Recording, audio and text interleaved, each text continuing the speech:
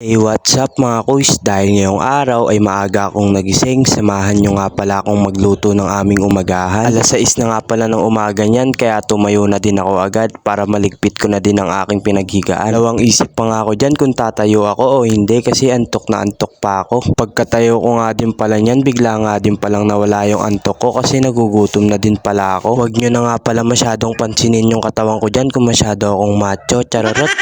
Halata naman siguro sa mukha ko na hindi na ako inaantok pero humihikab pa rin ako. Paglabas ko nga ng aming bahay, nakita ko nga pala yung sikat ng araw, sobrang ganda. Naghilamos na nga din pala ako dyan para makapagsimula na akong magluto. Tapos ko nga lang din palang maghilamos dyan, naglagay na ako ng bigas sa rice cooker. Hinugasan ko nga lang muna pala yung bigas dyan para maumpisahan ko ng isa lang. Mga kuys, kayo din ba kapag naghuhugas kayo ng bigas, 5 beses nyo rin bang hinuhugasan? O kasi kapag alam kong hindi pa malino yung tubig, hindi ko pa siya titigilang hugasan. Minsan nasasobrahan ako sa paghuhugas ng bigas, nawawala na ng lasa yung kanin. O siya, kinuha ko na nga din pala yung lutuan ng rice cooker para makapagsaing na ako. Pagkatapos ko nga lang din palang kunin yung rice cooker, pinunasan ko nga din muna pala agad yung kaldero para hindi masira yung rice cooker. Habang inaantay ko nga pala maluto yung kanin, magluluto muna ako ng ulam namin. Umpisahan ko nga pala muna buksan yung gasol dyan para makapagpainit na ako ng kawali. Sinindihan ko na nga pala muna yung kalan dyan at nilagay ko na yung kawali para uminit. Itlog tsaka embutido nga pala yung lulutuin ko dyan. Sasaw ko nga lang pala yung embutido sa itlog at yung itlog na matitira ipiprito ko din.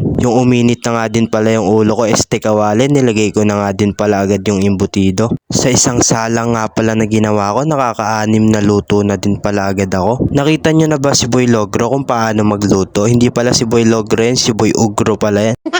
Habang nagluluto nga pala ako, hindi ako mapakali, kahit hindi pa luto, binabaliktad ko na. Sa pangalawang salang ko nga, 7 na yung nalagay ko. Sana all pa-level up ng pa-level up. Pagtapos ko nga lang din palang lutuin yung embutido, niluto ko na din yung tirang itlog na nga pala yung naluto nating umagahan ngayong araw. Syempre, mas maganda yan kung lalagyan natin ng music video. Music video, pasok!